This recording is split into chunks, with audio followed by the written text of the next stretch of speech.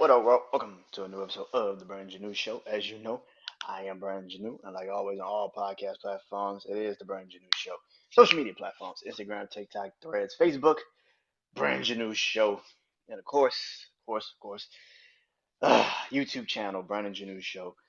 Oh man, I hope you guys enjoy this because it is Podcast Tuesday. It is back. I am here. Let's get it going. Um, Last week I didn't do it because I was doing something with my brother Juan. I showed Jax Wild, but I'm back today. Let's get it going, man. You already know today is I Bleed Sports, man. So much going on in the sports world. So many things going on, and of course, baseball is around the corner. Next month will be uh the baseball season. Right now they're in spring training. I've been catching some spring training games. I know the Mets and the Yankees played today on ESPN. Uh, the Dodgers played last week on ESPN, I think. So yeah, man. But yeah, baseball's back, man. Can't wait to go to some games this year. I'm definitely gonna go hit up some Astro games this year because I live in Houston, so I can't wait for that. But let's get into it, man. So tonight, started off like this. So basketball. Now I've been very open. I did a whole I Believe Sports episode on why I feel like basketball right now is struggling. But at the end of the day, basketball is starting to heat up because the playoffs are around the corner. So a lot of things are about to get crazy in the NBA. One game in particular that happened Sunday was the Boston Celtics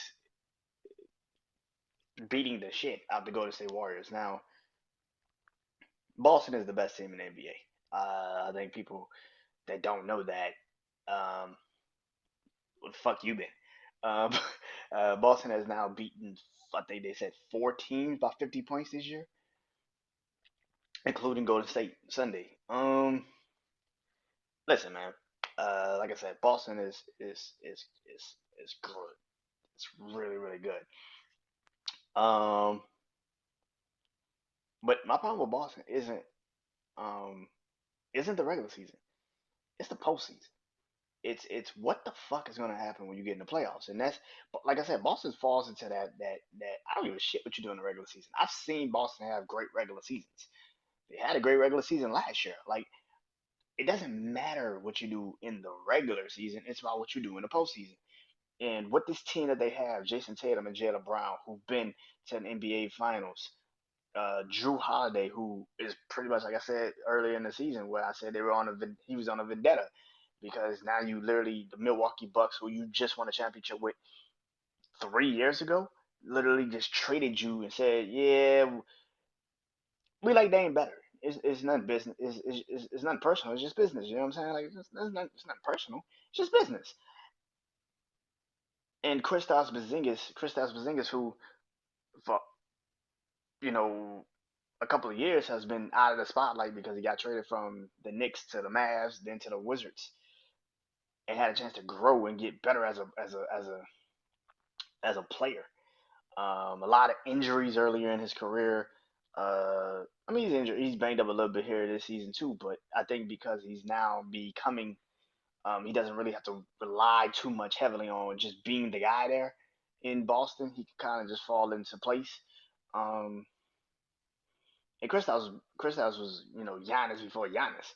A lot of people probably will never say that or remember that, but he was Giannis before Giannis. 6 foot tall man, could handle the ball, dribble, block, do everything defensively and offensively for you. Like, come on, man, come on, man. Um, but uh, but yeah, Boston beat Golden State like they did, Sunday. It- that was bad. Like I'm watching NXT right now, so which is wrestling. Like the late, like I don't say late. Good God Almighty, the great, the iconic, the great, one of the greatest to ever do it. Shawn Michaels told Montreal, Canada, once in his promo. Boston totally did that to Golden State Sunday. Who's your daddy? Who's your daddy? Like he was that ass whooping was different. It was a different ass whooping. And like I said, Boston has done this before, so it's not like they that this is new to Boston. But the fact that it was Golden State who they did it to is kind of why I think a lot of people lost it. It was like, whoa, yo, like they beat Golden State like that. Boston is good. Boston's really good. Like could be in the NBA Finals good. And I don't know. I'm still waiting to see how the East is gonna shape up. I still think Indiana's gonna say something about that. Cleveland, maybe the Knicks. If Jalen Bronson and Julius Randle could get healthy real fast, real quick. Um, but yeah, I feel like right now, man, Boston's really good. Where I think a lot of people are losing it is Golden State, because Golden State is, we're so used to seeing Golden State be dominant over teams for a while, but this is a different Golden State team, man. This isn't the same Golden State team that we've had for a decade, which is crazy to think that it's been a fucking decade since Golden State has kind of been up and down for a lot of their seasons. But I still trust Golden State way more than I trust any other fucking team in the NBA Western Conference, and I know, and that's what brings me to um my next thing, which is the Lakers. Now, I've said earlier in the year when I did my NBA preview show, I said I don't trust the Lakers. Uh, I don't trust the Lakers to get to NBA Finals. I don't trust the Lakers to get out of the Western Conference. I don't see why people keep screaming the Lakers, the Lakers, the Lakers. The Lakers beat the OKC Thunder last night, which is the number one seed right now in the West. Yeah. Um, but then the Lakers the Lakers, you know, have been on a pretty good winning streak. I mean, came back against the Clippers, beat the Clippers. I then it says more about the Clippers than it did the Lakers, but that's just me. Um, and then the next game they played against the Wizards, who have one of the longest losing streaks in the NBA right now, and almost lost to the Wizards in overtime at home to Jordan Poole, who a week ago prior to that game was sitting on the bench. Okay. Oh, Lakers good. No. They got LeBron. They got Anthony Davis. Like I've been saying, they got LeBron. They got Anthony Davis. So for that alone, they're always gonna have somewhat of a decent, decent situation. But this isn't like last year's Western Conference when they got to the Western Conference Finals. They're not playing against a disgruntled Memphis team whose star was in and out of the lineup not because he was fucking injured, because his dumb ass couldn't get his ass out of the press. He couldn't keep his ego in check. It almost ruined his fucking career. Like this isn't you're not playing against the Golden State Warriors who that whole season was surrounded by controversy and scandal when your leader of the team, Draymond Green, punches your future star, Jordan Poole, in the fucking face. And he punched him in the face doing training camp. Training camp. And they could never get over that shit.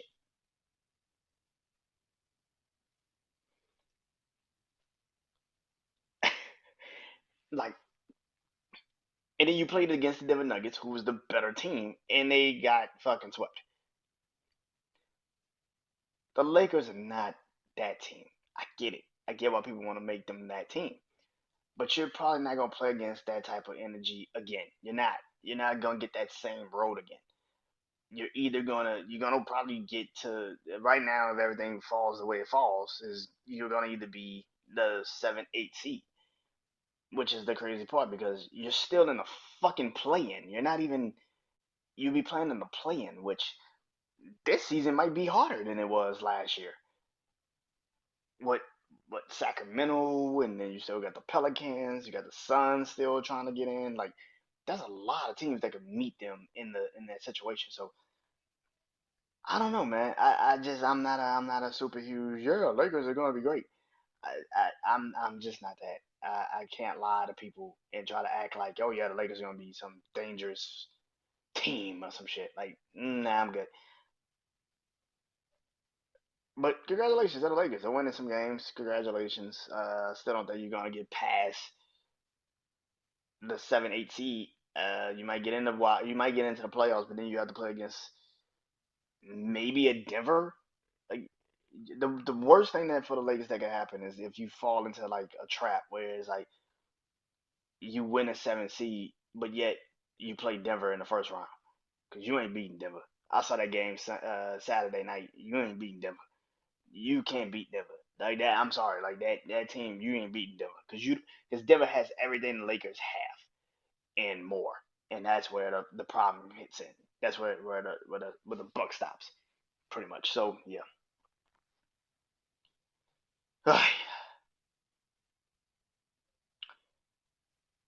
So last week, yeah, last week, uh, Ryan Garcia posted the infamous sparring matchup between Tank Davis and Devin Haney on social media because Devin Haney and Ryan Garcia are gonna be fighting each other in a couple of weeks, April 20th, I think, and they're gonna be fighting each other. And Ryan Garcia posted this video of that sparring matchup, which everybody's been saying they wanted to see for years. So we got to see it.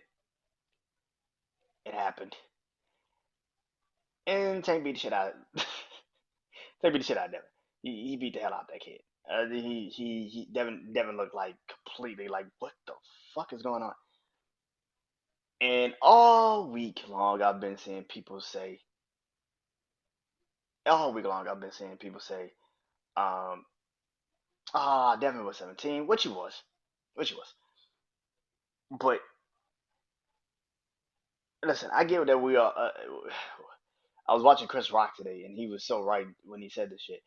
Um, we live in a tribalistic, you know, world. We live in a tribalistic world. We care too much about, we care too much about fitting in and doing like. So I get that. Um, what are you trying to say, Brandon? Right? What I'm saying is this: I think Tank is gonna beat Devin if they ever fight each other. It's not because I think, well, yeah, it's because I think Tank is better, but I also believe that Tank has a killer instinct and Devin does not. Don't get the fucking Regis Prograves win confused. You can't be saying you're gonna knock somebody out and then you knock him down, but you don't take him out. After you knocked him down, you never went and tried to fight this dude. You never try to put pressure on him. You never try to. You didn't even try. Like you did enough to win the fight. You knew Regis wasn't gonna try to go against you because you knocked him down, so he wasn't gonna. And then Regis Programs also was just standing in front of you, letting you punch him. Like, go watch the fight. Regis was standing in front of him and just getting stick with the jab all fucking night. He didn't even try to be aggressive after a while. He was just like, nah, fuck that shit. But people will always think Devin can beat Tank, and it's like I don't give a shit how old you are. 17, 21. Tank was I think 21. Devin was 17. Cool. You think now that Devin's 24, 25, and Tank's 29, 30, that Devin is going to beat Tank, who is older, mentally sound boxing wise, and also knows he can be aggressive against you and towards you, and you can't do shit about it? Tank has killer instinct. Devin doesn't have it, man. Sorry, he just doesn't. To his fans, I know you love him dearly, but Devin Haney is not. The reason why so many people have said Lomachenko is won that fight against Devin, which I've never said that Lomachenko won that fight against Devin, is because when Devin took his foot off the, kind of took his foot off the gas, Lomachenko was decisively beating his ass. Like it wasn't even like a close, like oh shit, maybe no. Some of them rounds you could go either way, but when it was decisively, people would say, "Yeah, Lomachenko won it," and that's the thing. Like, I think Devin's good. I think Devin can beat Ryan Garcia easily. Actually, I don't even know if this fight is going to happen because Ryan Garcia is having a complete and utter meltdown on social media right now. I don't even know if that's going to even happen. Somebody need to go talk to this kid. Somebody need to get this kid some help because he's just going crazy on social media right now. And he also had mental problems. He's admitted to it. I think he even had a fight. You know, he had to stop. He had to stop before a fight because he had to go into rehab for mental health and everything like that. Like so, like yo, this kid is really showing that he's got a problem right now. So you might need to check on it. So I don't think the fight's gonna happen, which might open a door for the Tank and Devin fight because I don't think Tank has officially locked into the Frank Martin fight yet. But I do think we could see the Tank versus Devin fight real soon. I don't know if it's gonna happen in April. That's a little too soon. But I do if it does come to the point where it kind of is like you gotta fight him in April. There is no other alternative. You gotta fight him April 20th. I think Tank might be like, you know what? I just want to beat his ass. All right, cool, make it happen. like, I can definitely see it happening, man. I would not be surprised. But all in all, man, I don't think Devin beats Tank, man. I'm sorry, I just don't. It's not like the Terrence Crawford and Errol Spence where it's a back and forth and you can't really suspect it, you can't really tell. Devin can do a lot of things. The one thing Devin can't do that Tank will do very well is hurt. Tank is going to you if you watch the sparring match, the sparring video like all of us have. You know he can like Devin was trying to get the fuck away from Tank. Now imagine it not having headgear and 16-ounce gloves, 8-ounce gloves, and you ain't getting no stoppage. Like nobody's coming in the ring, and Adrian Broner is not jumping in the ring. And say, hey, you don't need to do that. Like Tank is gonna hurt that dude, especially with focus. And to hear that Tank really wasn't even in shape, he had been out of, he hadn't fought in like 2 months. So he just popped up at the gym one day and was like, "Fuck it, Floyd Mayweather was like, shit, you gonna fight this? You gonna fight? You gonna spar?" They bet him, and they're like, man, come on, bro, like, nah, bro, Tank is gonna hurt that dude. Is focused too, and then that you always talking shit. Oh my god, they gonna hurt that dude. He gonna hurt that dude. Like I'm sorry. Like, I know Devin is some people's favorite. I've seen a couple of Devin Haney's fights. He's good. He's beat the shit out of George Kambosos a couple times. He's won the Lomachenko fight. He clearly decisively beat the shit out of Regis Prograis. But Devin is one of those where you can get too cocky and get fucked up. And I don't think once Tank kind of figures out the jab and the reach that Devin has, he gonna get on his ass, and it's not gonna be a good situation. So yeah, that's for boxing news. That's for boxing news, man. Oh, Jake Paul also won. I didn't even know Jake Paul even fought. He fought some dude, won in the first round. Congratulations, I guess. And then he called out Canelo Alvarez, which brings me also around that time. Canelo Alvarez, Mike Tyson. There was a quote today. Mike Tyson posted somewhere. He was either talking on his podcast or somewhere, and he said Canelo Alvarez is running from David Benavidez, which we all know he is. Uh, which we can't tell Canelo Alvarez fans that because they think that he's the greatest. Canelo's a cherry picking motherfucker. We all know he is. He's not gonna fight David Benavidez. He's never gonna get in the ring with David Benavidez because he can actually lose, and he knows that. Like when you challenge Beaver and Beaver beat that ass, and you were like, "Oh shit, like this is different," because you wasn't ready for that fight. You should have never went up, and he didn't do anything. He just jabbed the shit out you. Same thing Floyd did to you. Same thing Triple G did to you. Like when you've lost real fights, Triple G should have won that first fight. I don't give a fuck what anybody say. Triple G should have won that first fight. Triple G beat that ass. I don't give a fuck what anybody say. But this is not good, man. Like Canelo is a cherry picking motherfucker. We know he's a cherry picking motherfucker. Canelo's not getting in the ring with a person that he knows he probably can't really beat. And there's no amount of fucking help you gonna get in that time period. I'm sorry. Like I just Canelo needs to fight David Benavidez. You want to secure your legacy, man? Fight David Benavidez. Because to me, people got you as one of their greatest. I do not. I think you're good. I think you can fight. I think you can box. You're a good boxer. But I didn't watch the Charlo fight and was like, oh yeah, Canelo whooped like Canelo was just the better fighter. No, you can tell Jamel was not ready. Like Charlo was not ready for that fight. He didn't even try. Like he didn't even try to box him. He just got his ass whooped and left it as is. So you know, Canelo needs to fight, like really fight. Um, David Benavidez, man. That's just my opinion.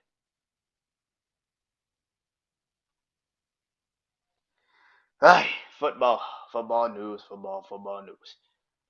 So the NFL scouting combine happened this past week. Took Thursday to Sunday. A lot of things went on. If you follow me on social media, BrandonJaneauShow, Instagram, you know I post my mock drafts for the last couple of months. Just did my third one today. Uh, I did my first 10 picks and who I think is going in the first 10 picks. Um, so that's on my social media, Instagram, Brandon Janeau Show.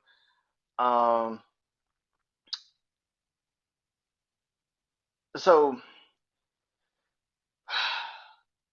I've been hearing all fucking day.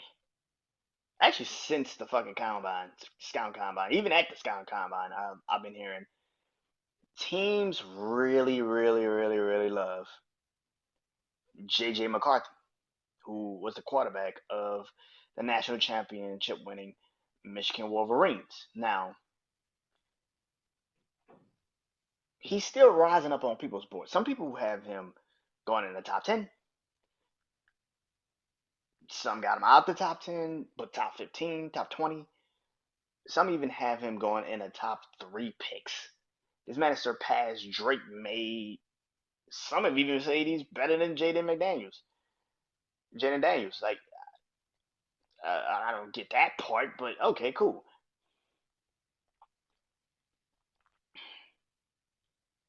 Here's where my dilemma lies. JJ McCarthy is exactly what he sounds like. He sounds like a product of a system. Now, he went to the Sky Combine and maybe wowed a lot of people, but when he actually did the drills, and I know these are receivers that he's never had to throw to. I get that. But at the same time, man, when you trying to throw deep balls and try to be accurate and your shit looks like that, I'm sorry. Am I supposed to sit up here and be like, oh, that's just the receivers. He doesn't know, man. Like, bro, there was an entire time in college football this year where you went on the road against Penn State, and in the second half of that game, your interim head coach looked at you and said, "We're going to run the ball 32 times in the second fucking half. You will not be throwing this ball at all today in the second half. We've seen what you can do in the first half. It's not good. We're gonna run the fucking ball in the second half." By the way, that interim head coach is the offensive fucking coordinator of that fucking team, and he was like, "Yeah, he ain't got it today." Even in the Ohio State game, he did enough to win the game, but he didn't do anything. He didn't do anything, and that's the thing, man. Like I'm sorry. Like there's certain people I just don't get. I don't get it. I get that JG McCarthy might be getting praise for some shit he's been doing. Great, great. But again, it goes into what I've been saying. Is he the product of the system, the offense he was in, because they didn't really force him to actually have to really do too much? Or is he actually a good quarterback? And that's where the problem is going to lie because I don't think he's actually a franchise changing quarterback. I think he's good. I think he's decent. Can he win you games? Yeah, if you put him in the right situations.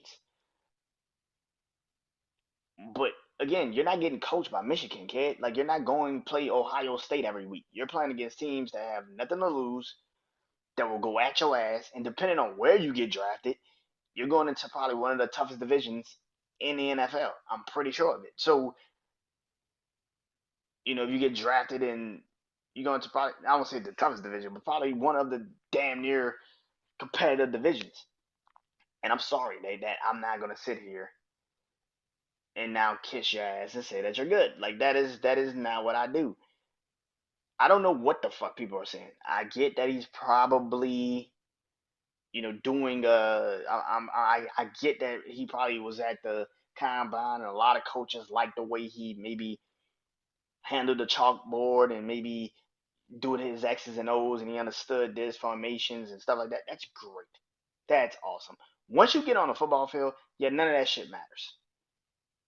None of that shit matters.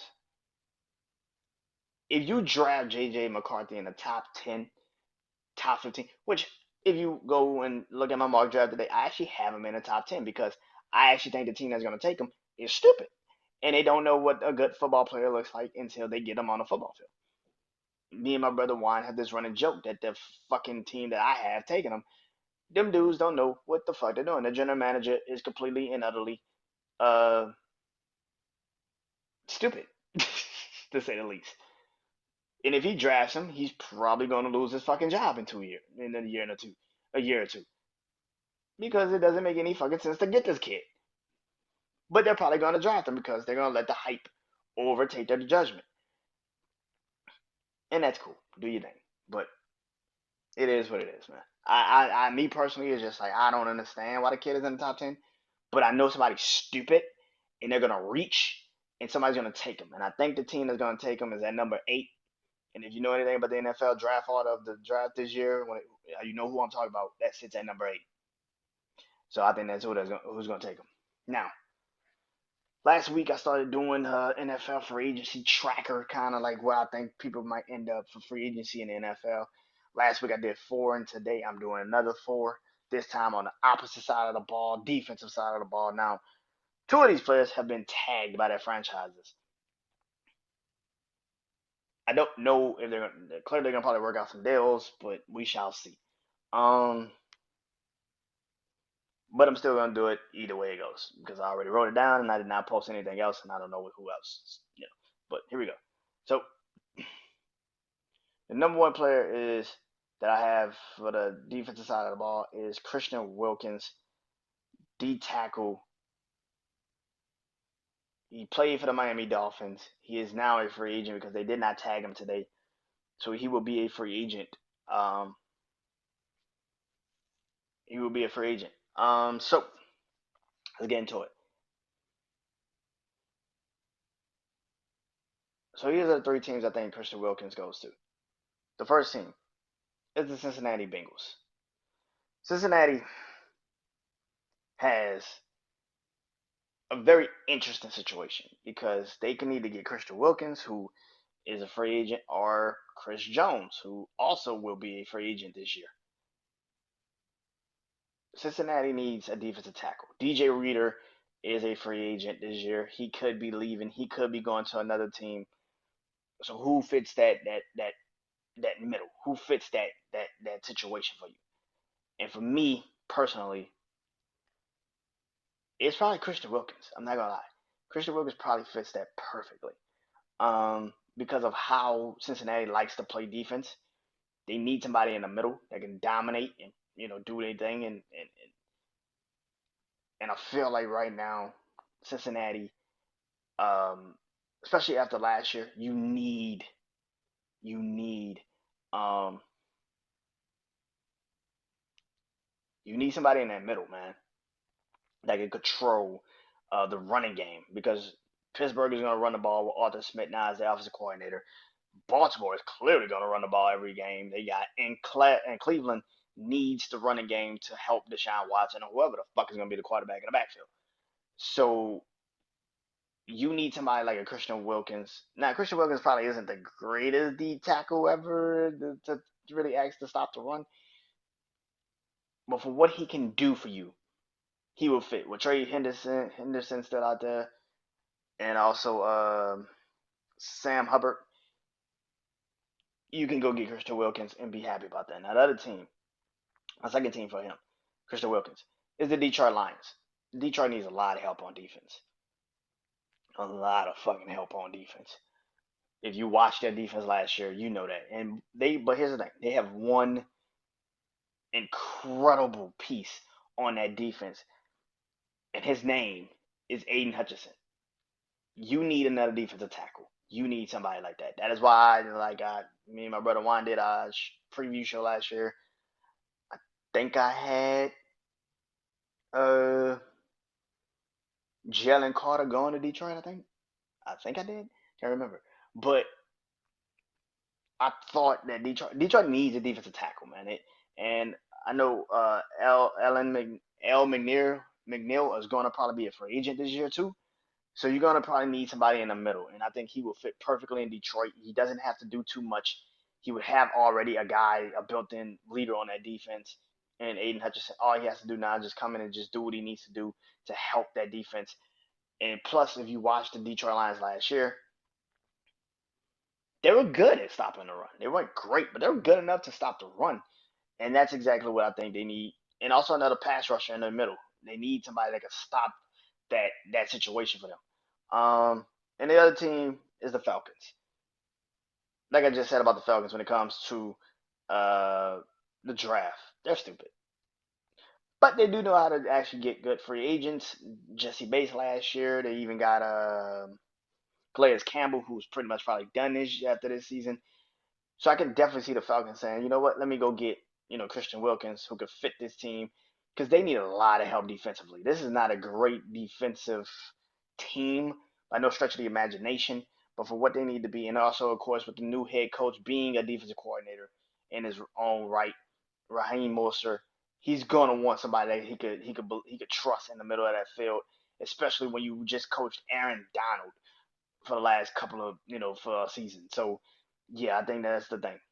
Now, like I said, one of these players are tagged, and this is the player that's one of those players that's tagged by the Jaguars, but I'm still gonna say it, and that is Josh Allen, the linebacker, from the Jacksonville Jaguars.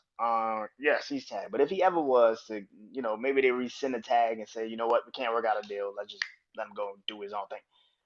So if he does, this is the teams that I think he should go to. One, he should actually get traded to.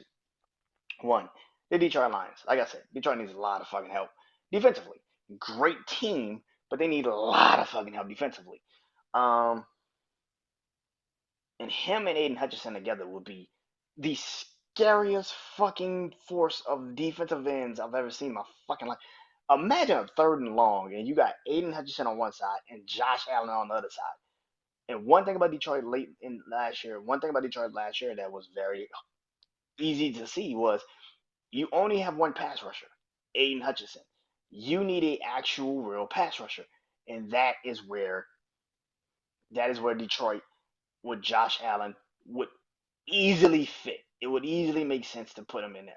So I would love to see Josh Allen in Detroit if they decide they can't work out a deal and they might have to trade him. So yeah, the other team that I think he should ask to get traded to, that is the Washington Commanders. Washington's a good, solid, you know, team in waiting. I don't know what they're gonna do with the second pick. Me personally, I would trade the first to get the first pick because clearly you care about Caleb Williams way more than we know. Um, Washington needs help defensively too. Another team that just hired a new defensive coordinator into becoming a head coach, and Dan Quinn, who just had Michael Parsons for most of his time as the defensive coordinator in Dallas. So imagine now having a Josh Allen on that defense. Chase Young, Montez Sweat, you got rid of them. So let's see what they can be with this new defensive regime. And with that being said, I think that you should. If you're Josh Allen, maybe you would and say, you know what? They got something in Washington. They're building something in Washington. Let me at least try that ground. And if I'm the first piece of that defense that gets fixed and makes that defense actually worthy, why not go? Why not? And you still got Ryan Payne, you still got Jonathan Allen, the two defensive tackles. You should probably try to see what's up that defense. And the second team, which I know now because they tagged them, this is never going to happen. But if it ever did happen, is the Indianapolis Colts. the Colts also need a pass rusher. They need somebody to come in and help. This is a defense that last year they let a lot of pieces go. They literally let Shaquille Leonard walk for fucking free. They need to rebuild that defense. The Forrest Buckner and all of them, they're great. But for me personally, I think the Colts, if they were to ever, if Josh Allen was to be a free agent, that would be the first person I would call and see if I could get to come to to Indianapolis because you need some help on that defense. Good God Almighty. The other half, now the third player on my list is Jalen Johnson, cornerback who played for the Chicago Bears. Now these are the three teams I think he should be teams that should definitely try to get him to come to their team. First team is the Las Vegas Raiders. Listen, listen. Las Vegas, like I've always said, they need a cornerback. That's why I had Devin Witherspoon getting drafted by them last year. I felt like Devin Witherspoon would fit perfectly with the Raiders. Um, they need a cornerback, and for what Antonio Pierce wants to create defensively, he needs his number one corner. He needs that number one cornerback. And that to me is Jalen Johnson, one of the best cornerbacks. I know because we didn't get a chance to see him in Chicago, so of course we just like I didn't really see him, so I don't know if you're telling me. Trust me when I say the dude is good. Jalen Johnson in the Raiders would be a perfect situation. Damn near impossibly great to see. Just like him with the second team is the Pittsburgh Steelers, who's another team that needs a fucking cornerback. I've been saying the Pittsburgh Steelers needs a cornerback for a while, and yeah, they drafted Joey Porter Jr. last year, which I still don't know how the fuck he fell to Pittsburgh. With other teams needed cornerbacks, like don't get me started. But the Pittsburgh Steelers would be perfect for Jalen Johnson. Mike Tomlin loves his secondary and his guys like this that he knows he could just put on the island and he could just set them on the island and let them be that guy. And I think him in Pittsburgh would be perfect. Now I don't know what they do with the quarterback situation. You still need offensive line help. You got receivers, you got a tight end, you got running backs. But for defensive purposes, Mike Tomlin needs to get a cornerback, and Jalen Johnson is the perfect example of an old Pittsburgh Steelers cornerback. And the third team is the team that I've been saying this whole fucking night is the Detroit Lions. Detroit needs a fucking cornerback, man. If you watched Detroit last year, you saw in those three playoff games that they played in, they got to the NFC Championship game. But the Rams, the Tampa Bay Buccaneers, and the San Francisco 49ers, when they finally got going, that secondary could not stop anyone. And something that they also sucked at last year, open field tackles. Jalen Johnson is one of the best cornerbacks. He can hit you. He can pick the ball off. He may be a little bit too damn good at his job because he doesn't always go for the picks sometimes, but Detroit needs a guy like that. And playing against him for the last couple of years, you know how good he is. So if I was Detroit, I would try to go get Jalen Johnson. And the other player again, he's already been tagged. But if he was to get rescinded, or if he decides to, if they can't work out a deal and actually get traded, and that is Brian Burns from the Carolina Panthers, defensive end. These are the three teams I think he should definitely say, hey, if we can't work out a deal, trade me to these teams. Number one, the Seattle Seahawks. Seattle with Mike Modano, who is now their head coach from the Baltimore Ravens.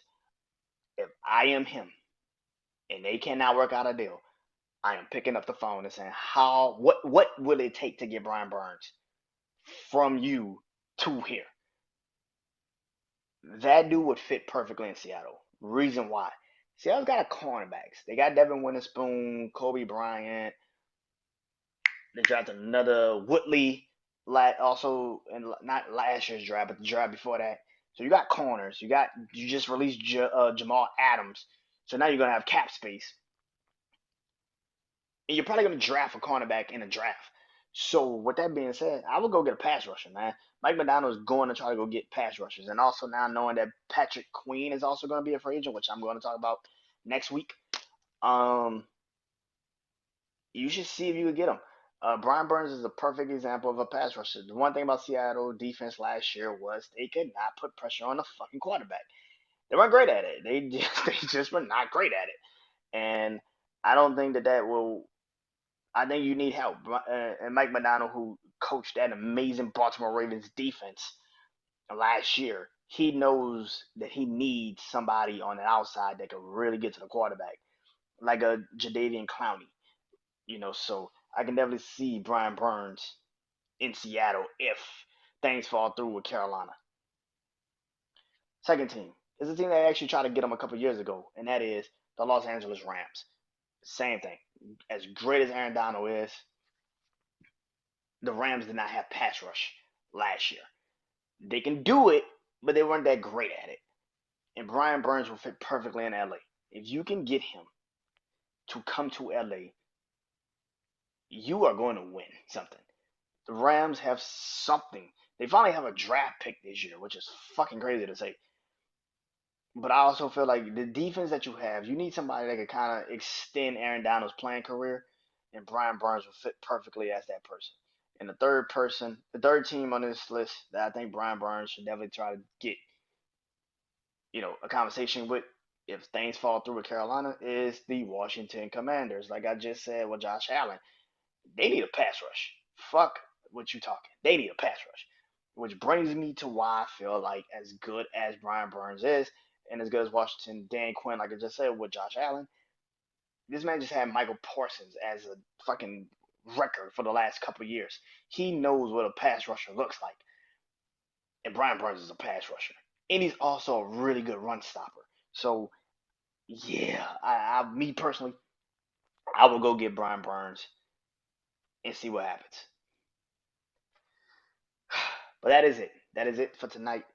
That is I Bleed Sports. I hope you guys enjoyed this episode. Until next time, I am Brandon Janeau. Peace.